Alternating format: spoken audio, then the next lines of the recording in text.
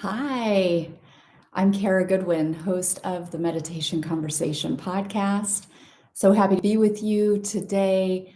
I keep doing these lives, I'm still getting used to it. And I feel like one of these days I'm going to get more organized with it and I'm going to schedule it and then give people the opportunity to prepare to join. But at the moment, thanks for continuing to bear with me and watch the recordings because I just get this inspiration and I'm like, I should go live. And there's not a whole lot of planning. There's planning up here, but I'm not very good yet at like coinciding that with some preparation on the YouTube side so that it can be this more organized thing that people can join. But I'm really enjoying reading all the comments and things like that. So thank you for watching and for participating. I love to read what it brings up for you. So today I just wanted to talk about the equinox in North America. We're about to enter the fall autumn equinox. And of course, that means that in the Southern Hemisphere, it is becoming spring.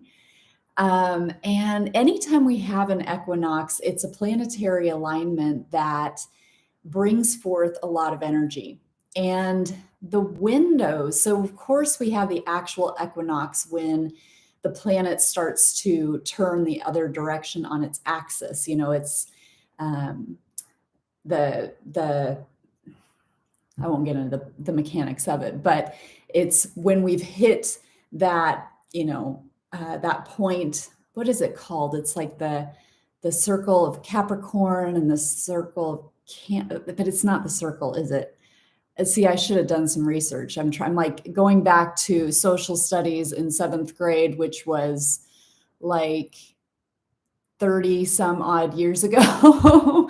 And I'm trying to pull that information. I don't think it's called the circle of Capricorn, but what is it called? Anyway, so it's when, we start noticing in the Northern Hemisphere, the days are getting longer. And there's a planetary action that happens at that time where things start kind of moving back in the opposite direction of what they've been building to. But there is like a window of time. So there's like a distinct point where that happens and things start moving in the other direction, but we're in this window where the energies are open right now because of this activity that's coming.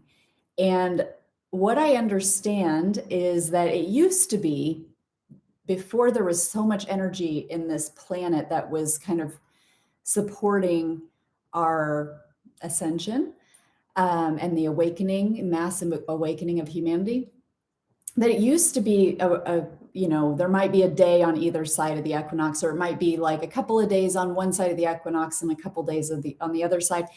It's getting to where it's like weeks of this window. And there's a lot that plays into that in terms of where the planet is from a galactic standpoint with this photonic high frequency light. There's a band of high frequency light that we have been orbiting in and out of.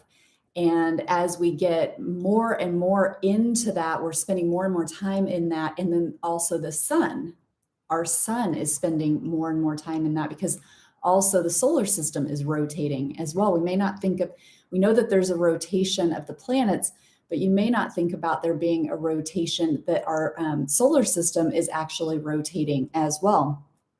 And so it creates a high energy situation.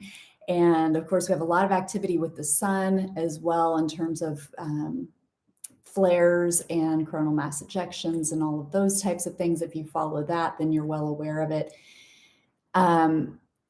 But it's creating, again, this high frequency, high energy time. And so this can show up in different ways for different people. It can mean that you might feel more emotional.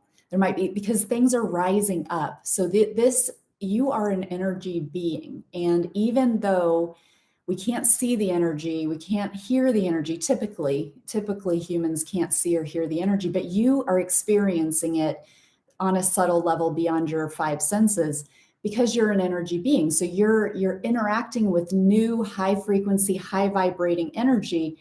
Your body is responding to that. It's kind of trying to match it, or it's resonating with it. And so it can make things that have been kind of held and hidden within you start to open up, start to be released. But as it releases through your energy fields, it can cause emotions. You may not really know why you're more sensitive, why you feel maybe more easily triggered or sad. But just kind of give yourself some grace, give your brothers and sisters grace, because that's happening with a lot of people. Your dreams, are you paying attention to your dreams? What is your dream state like right now? Because I am having the longest series of dreams. Like, I dreamt 2 nights ago that I had this newborn baby, and I carried this baby through my dream that seemed like it lasted for like 2 years or something. I mean, it's just like I kept going from one dream scene to another, and I still had this baby with me. And depending on how much you remember your dreams, you may recognize that usually like the scenes change and people like just disappear, and you just, it's like somebody who maybe you were with your mom for a while at a mall, and then suddenly like you're in a field, and then your mom's not there anymore. Or suddenly you realize that your mom is actually your dog or whatever it is, or a stranger, or, dreams are just so crazy. But I was really, when I woke up, because I keep a dream journal, and if I can remember my dreams when I wake up, I try to write down as much as I can remember. And then it's cool to go back and read, like, what are some things, and see how things that I wrote a few days ago, a few weeks ago, a few months ago can relate to the time that I'm reading them.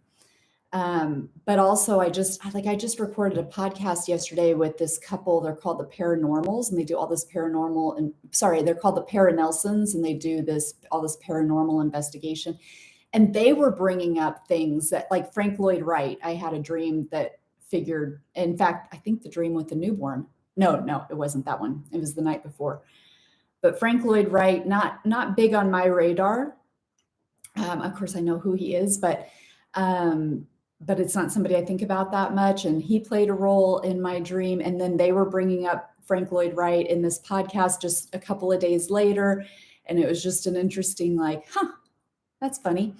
But anyway, back to this see, I'm talking like I'm a dream right now. I'm just skipping all over the place. So thanks for bearing with me here. But I was carrying this newborn all through my dream, and the dream scenes are changing. The people that are in my dream are changing, but I keep having this newborn. And then it started talking to me, even though, and I've had this, now that I'm saying this, I'm like, I remember not so long ago, I had a dream that I had a baby, and it was too young to talk, but it started talking to me.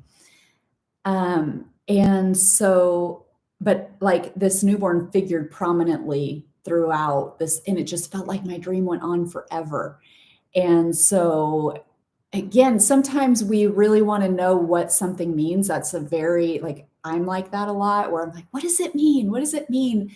And, but some of our spiritual development and maturation is about just the recognizing, like, oh, this is showing up. And then sometimes it doesn't necessarily have to relate to something specifically in our life. It might just be like, oh, I'm noticing that this is happening. It might be that maybe my dreams are really, maybe they're not longer than usual, but maybe I'm just more aware of them.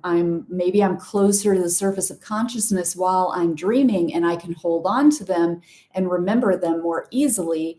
So it feels like they're longer, but it's really just my capability of remembering them right now, or feeling like, I'm not losing them as quickly as when I normally do.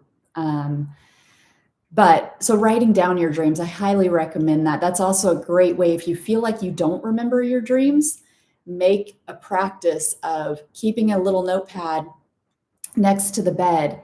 And as soon as you wake up, let the first thing you do be to write down anything you can remember from the dream state, because what is very likely happening is that you are remembering little bits of your dreams and you feel like, and you just lose it. They're so slippery. Dreams are so slippery.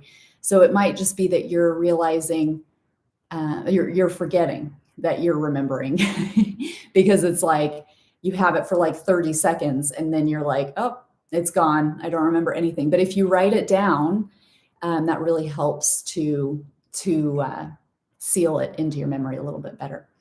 So I didn't even get to the heart. Let's save the heart. My heart has been very, very active. The heart is playing a big critical role in this equinox portal, in my opinion. I'll go live again in a couple of days. Maybe I will be better about scheduling it, but I can't promise. And I'm thinking probably that's not going to happen, but it's okay because we've got the recordings.